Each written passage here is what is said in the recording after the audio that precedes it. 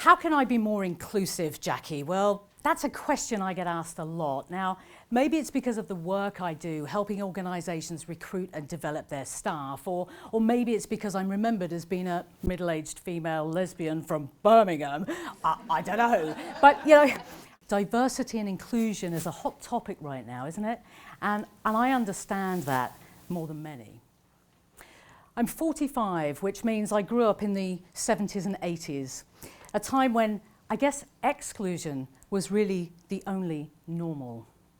Women heavily objectified, gays and lesbians unfairly stereotyped, black and ethnic minority groups ridiculed on our TV screens. And if you were suffering from a physical or mental illness back then, you were probably largely misunderstood. And yet, I believe that the key to the future lies in the past, because surely if we're going to work together towards a future where we learn to include, we must first unravel the way in which we learnt to exclude. Here's my thoughts. So think about how you learnt your first word. Looking around, it's probably a while ago for some of you, but think back. I would imagine you probably had a parent or a caregiver repeating words over and over like mama or dada over and over again, right? Until one day one of those people got lucky and you copied their name. Because that's how it works. That's how we learn language, from words that we hear every day. It's how we learn behaviours, from the actions and behaviours of others that we see every day.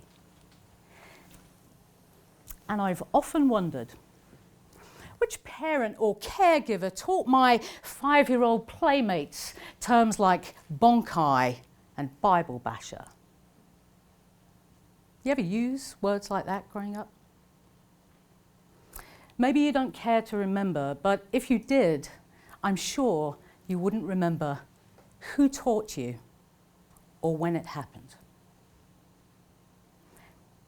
But these were labels I was given. You see, at 5 years old, my left eye turned inwards, so I looked a little different to the other kids for a while. And at that same time in my life, it transpired that I was the only kid going off to the Catholic school just because my parents had different beliefs to their parents. So I was called these names down the street. Labels that thankfully didn't define me as a person, but they caused me to feel this real deep sense of isolation, exclusion, hurt. I wondered, years later, which parent or caregiver taught some of my now 15-year-old classmates terms like leather, dyke, jiff, lesbo. You ever use words like that growing up? But these were labels I was given, simply because I was different. You see, at 15, it turns out I wasn't like the other girls in my class, and I didn't like boys that way. And I bet if you did use those terms, you wouldn't remember who taught you or when it happened. And thankfully, these were labels that did not define me as a person, but they again caused me feeling this deep sense of isolation, exclusion, and hurt. And yet, I was one of the lucky ones. I made it through. Many back then and now don't. Did you know that if you identify in one or more minority group, you are twice as likely to self-harm than if you don't? Statistics tell us that 1 in 4 people identifying in one or more minority group have considered, or worse, attempted suicide. This can't go on, right? When we think back to the past, we have wonderful people like Abraham Maslow, who taught us that we all have an innate need to feel safe, to feel like we belong, and to feel like our contribution to the world matters. And maybe that's what was missing for me a little while back then. But I did make it through to this wonderful corporate world of diversity and inclusion. Yay! I see employers that have caveats on the bottom of their job adverts saying, "We welcome applications from XYZ minority group." Yes. Some of them even have within them dedicated LGBTQ community support groups, Black and ethnic minority mentor schemes, hell, even advancing women in leadership programs. And I say, fantastic. These are great steps in diversity. But do not confuse it with inclusion. Because I believe the saying goes something like, diversity is inviting different people to your party, and inclusion teaches those people to dance together. So when people ask me, how can I be more inclusive, Jackie? I say to them, promote a world free from isolation. Ask yourself, who am I inviting to my party? In my home and in my workplace? What steps do I take to help them dance together? If you've read To Kill a Mockingbird, you'll remember that Atticus Finch tells us, do not try to understand a man until you have truly gotten under his skin and walked around a bit. Did you ever really take the time to step into the shoes of somebody from a different social group to your own, even for a short while? And if you have not, then please don't try to think you can understand those people. Ask yourself always, what more can I do? When people ask me, how can I be more inclusive, Jackie? I say, promote a world free from hurt. Be mindful of the language that we use in our homes with the next generation and in our workplace with our current generation. Remember, we copy what we see every day. Now, I'm not proud to tell you this, but hey, I'm here now. But I had a situation when I was 16, and I hit a boy in school, square on the jaw. It was completely out of character, and nothing like that had happened before or since. But you know, that day, the jibes, the sneers, the mockery, it just got too much. And I flipped. Actually, I call it the day homophobia met PMT. I lost.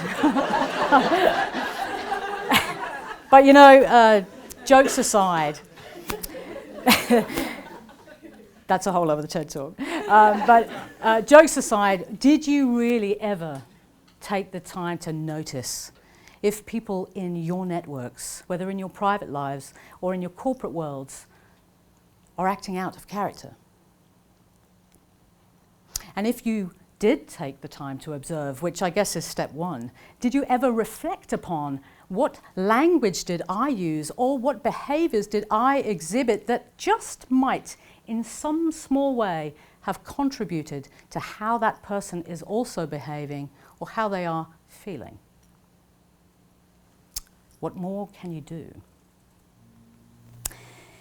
And when people ask me, how can I be more inclusive, Jackie? I say, promote a world free from negative labels. Labels that just serve to highlight difference, segregate and divide us.